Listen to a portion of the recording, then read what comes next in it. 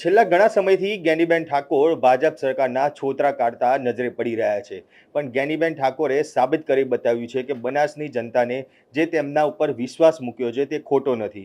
કારણ કે પાણીના પ્રાણ પ્રશ્નો હોય કે વળતરના પ્રશ્ન હોય કે પછી પોલીસે લોકોને હેરાન કરતી હોય, આ તમામ બાબતે જ્ઞાનીબેન ચૂપ નથી રહ્યા અને તે બે ધડક અવાજ ઉઠાવ્યો છે. ત્યારે હવે દારૂની બાબતને પણ હવે જ્ઞાનીબેન ચૂપ રહેવા નથી માગતા.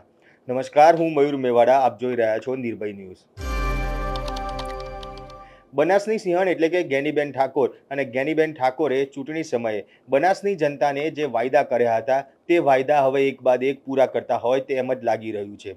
ત્યારે બનાસની જનતાનો પાણીના પ્રશ્નો હોય કે પછી વળતરના પ્રશ્ન કે પછી પોલીસ લોકોને હેરાન કરતી હોય, આ તમામ બાબતને લઈને હવે જ્ઞાનીબેન ચૂપ નથી રહેતા અને બે ધડક અવાજ છે તે ઉઠાવી રહ્યા છે.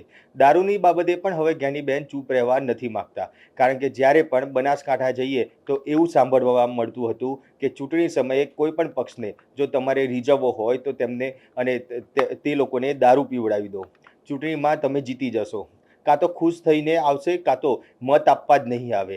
પણ હવે આ દારૂને લઈને જ જ્ઞાનીબેન ઠાકોરે મોરચો માંડ્યો છે અને હવે તે કોઈને પણ છોડવાના મૂડમાં નથી. ત્યારે જ્ઞાનીબેન ઠાકોર શું બોલે છે તે આપણે અહીંયા સાંભળીએ. ગાંધીજીના ગુજરાતમાં જો આમ હાલેન રોડ ઉપર જો 20 સ્ટેન્ડ ચાલતા હોય તો ઇન્ટરનેટ કેટલું બધું ચાલતું છે. આ ભજીઓ સામે પણ આપણે બધાએ સહિયારો પુરુષાર્થ કરીને લડવાનું છે. યુવા પેઢી બરબાદ થાય, નાના નાની બહેનો વિધવા બને, પરિવાર આખા વેર વિખેર થાય, એ જવાબદારી આપણે સૌને ચિંતા કરવી પડશે. અને એટલા માટે તે સ્ટેન્ડવાળા રહ્યા તેમને પણ મારી વિનંતી કે તમે ઘડીક આવક લઈને રાજી થશો, પણ કોઈને બરબાદ કરીને ભગવાન તમને રાજી રહેવા દેવાનો નથી.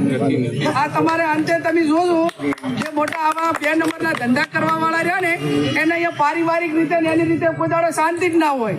અને ના હોય એનું કારણ એટલું જ છે કે એને કેટલા પરિવારો બરબાદ કર્યા હોય, ભગવાન એને બરબાદ કરવાનો ને કરવાનો. જ્ઞાનીબેન ખરા અર્થમાં બનાસની સિંહણ સાબિત થઈ રહ્યા છે.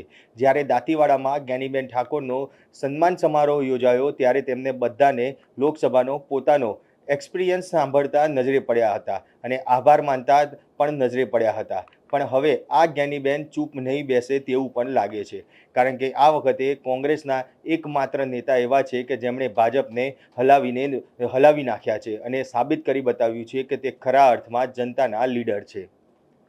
ત્યારે જ્ઞાનીબેન ઠાકોરના અવાજને જે ઉઠાવ્યા છે દારૂ બાબતને લઈને, તેને લઈને આપ શું કહેશો તે કોમેન્ટ બોક્સમાં જરૂરથી જણાવજો અને અમારી નિર્ભય ન્યૂઝ ચેનલને લાઇક, શેર અને સબસ્ક્રાઇબ કરવાનું ભૂલશો નહીં. આભાર.